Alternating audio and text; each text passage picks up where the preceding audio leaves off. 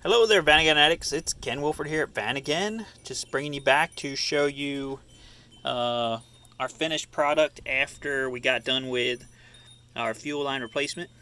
You can see the new lines we put on. We see the new clamps. These are the ones that we sell with our kit. These are the ones that I actually recommend, and I'll tell you why. And we've been selling these kits for about 20 years now. And I've actually had vans come back where we had to take stuff back apart again because we had to do head gaskets or some other kind of engine repair. And it's hard to see with all this wiring and stuff in the way. And what I found is that these clamps actually hold and don't lose tension over time. So these ones are a German clamp that has. Let me see if I can grab one here real quick while I'm doing that. I'll get a big one so you can see it kind of up close. So it's a German-made clamp. It's stainless steel. Okay. It has these raised ridges on it. Okay, that keep it from biting into the hose. But at the same time, it provides like a positive pressure to keep clamping tension on the hose. So what I've really seen is like no leakage from these. After coming back 10 years later, they're still doing good. They're still not leaking. They're still holding in place. We tried a few other styles, like a popular style I've seen is the ABA style clamp, which has a smooth band with like two ears that pull together. I tried them a couple of times, and then a customer came back, or no, I had them on my own van for a while testing it, and about 6 months later I noticed a fuel smell. So I was kind of shocked by that. Went back here and found out that some of the clamps that were on the injectors over here were leaking, and I went to go tighten them and they were fully tight. So it was really just a factor of how that it just clamps around it, and then it gets to a certain point and it can't get any tighter.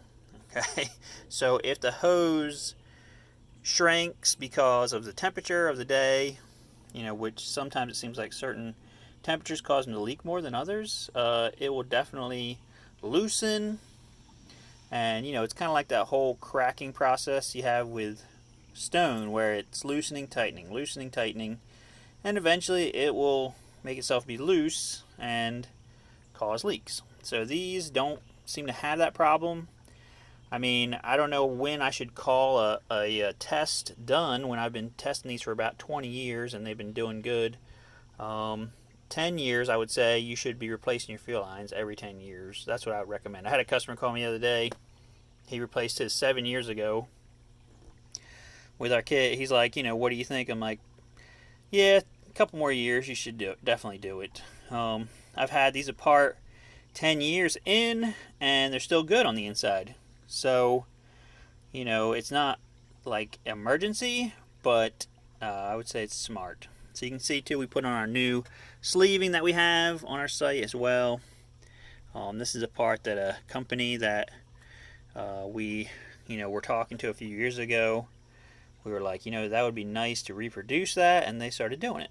So, you never know till you ask. So that's basically it for our fuel line thing. I had some questions about injectors.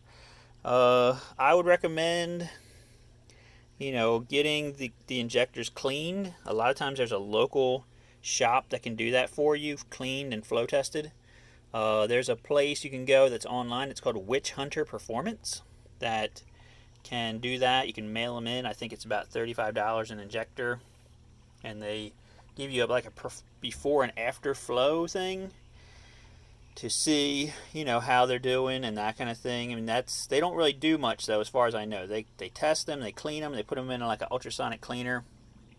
They change these little screens inside, and that's about all you can do. They look nice when they come back. They're all bead blasted and painted and everything. New injectors we have as well. They're aftermarket, and they're $75 a piece, so they're not super cheap. I guess it would be a way to go if your old injectors were just not rebuildable. Sometimes you send them away and they're electrically dead. I even had a set that I had cleaned and setting ready to use, and they tested good supposedly at the shop, and then when I grabbed them off the shelf to use them, one of them was electrically dead inside. I don't know how that happened. So, all kinds of stuff. There's even a guy on the Samba who is selling these quote-unquote performance new injectors. I may try to buy a set of them and see, if we can test them and see if there's actually a real difference. He's saying 4 horsepower difference. It's just hard to know when, if it's just going from an old partially clogged injector to a new injector, because that would be a difference, right? So when you don't, you need to have like a dyno test or something, or it's just anecdotal. But anyway, at least it gets people to have new injectors and whatnot. I'm not begrudging the man selling things. So our next thing we're going to be working on here, we've got our cooling system done, got our fuel system done. I may or may not redo, I guess I probably should, redo the ignition system, like the wiring, cap rotor wiring, next.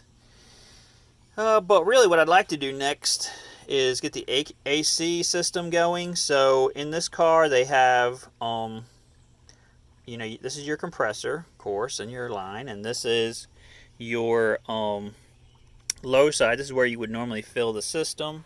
Over here, this was all ripped apart when I got it, and this overhead unit was dangling down. And of course, you guys know the whole middle section was also down. So what was going on was a few things with this. Number one, this was melted. Okay, these are your fuses for your overhead fans. That was melted. This was kind of messed up. I still didn't get a new fuse for this, but it's still good, but it's kind of getting buckled. I did put some new ends on here to try to help with the heat situation, because this stuff heats up like crazy. And so we did a little bit of work over here. I actually had a parts car that I grabbed these two fuse holders and this stuff, because the old ones were just basically melted junk. I must have thrown them away. I had them sitting here for a while to show them to you guys. So this is your high side fitting here. Okay, you can see that sometime in the past somebody has put 134A in here, because these are the fittings for that.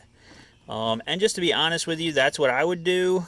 I tried some of the other like AC Red Techs and different other kind of AC things out there, like supposed to be equivalent to R12, and they work okay the first time. But I'll tell you something about these systems.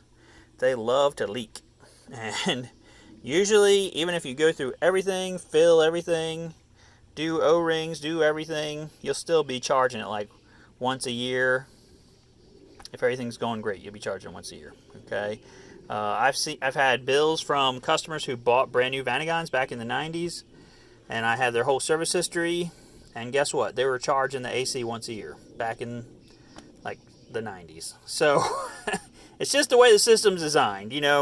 Let me briefly go into it. But a normal car, the air conditioning is in the dash with the heating system. Okay, every time you turn on your defroster, the air conditioning also comes on, and that way in the wintertime your AC system is actually getting some use, and it's circulating the refrigerant, it's circulating the oil. In the Vanagon, that does not happen. So in the wintertime, when everything is the most constricted, like all the O-rings are the most constricted, the system isn't getting used, the oil isn't flowing through it and like lubricating the O-rings and things, and that causes it to leak. Okay, so that by the time you get to the next spring, guess what? The system is low on refrigerant. Okay, sometimes it doesn't manifest itself until, later in the spring, or maybe the first hot spell or whatever. So that's kind of like one of the things of this system. I don't really know a way to fix it, because it's basically been like this since day one, and it's kind of like a design flaw, I guess you could say, since it doesn't run in the winter at all. But that's what you have to live with it. Okay, so this system, they replaced this high side line here. Okay, I replaced the O-rings on the compressor when we put the compressor back on. We did some work over here. Like I said, I put a new relay here for this. This relay controls a bunch of different things.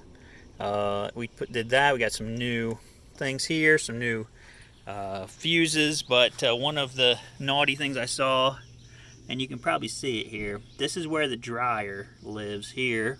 This is your dryer for the system, and for whatever reason it doesn't look like they replaced it when they did their the other stuff, so we're going to be doing that. It looks like it's rusted pretty much to death.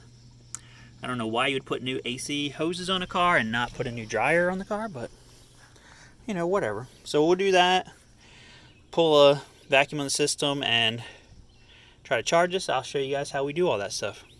But that's for another day. So thanks you guys for coming with us today, checking things out. Please like, share, and subscribe. It's helping us a lot. We're getting a lot more views and getting the word out there. And get more smiles per gallon with your van. We'll talk to you guys later. Bye.